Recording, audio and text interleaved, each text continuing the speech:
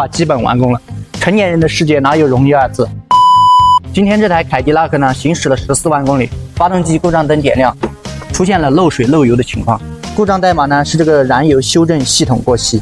像这个燃油系统修正过稀的情况呢，就是这个发动机漏气所导致的。来看看这废气管，已经严重老化开裂，这里还用些胶布裹着的。这个机油的话，就是这个气门室盖这里漏下来的。这个气门室盖漏油，为什么大部分都出现在这边呢？因为像这边的话，排气的温度非常的高，这样会加快电子的老化，所以这边很容易出现漏油的情况。下面的话也是漏的到处都是机油。这个漏水的话，明显是从发动机后面这里漏下来的，左边漏油，右边漏水，漏得太有个性。话不多说，接下来我们就开始盘它。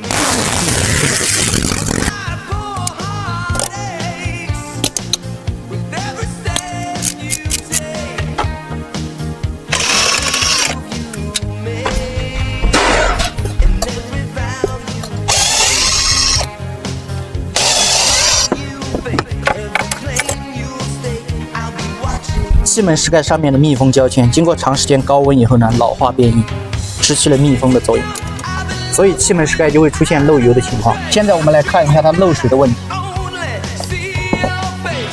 现在这个漏水的3通座我们已经拆下来了，可以看到这个胶圈的老化也非常严重，加上它长时间高温的话，这个胶木座子容易变形，所以只能更换一个全新的了。接下来的话，我们就把这些全部清洗干净。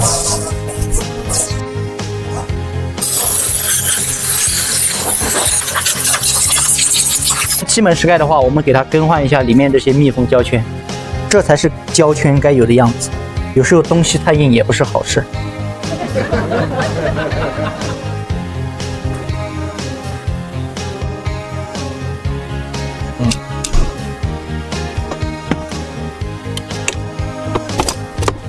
就这空间位置，不但费腰还费手。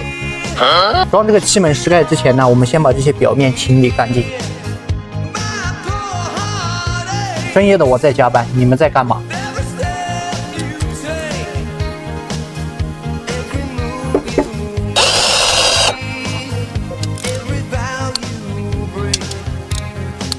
像这些老化的管子的话，我们该换的还是要给它换，因为胶布的话，它是解决不了根本的问题。到这里，这个车的附件的话，我们就全部装完了。好，来祈祷啊！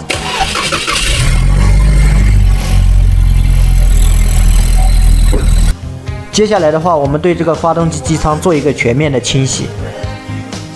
经过了我们一天到晚的努力，现在这台车的话基本完工了。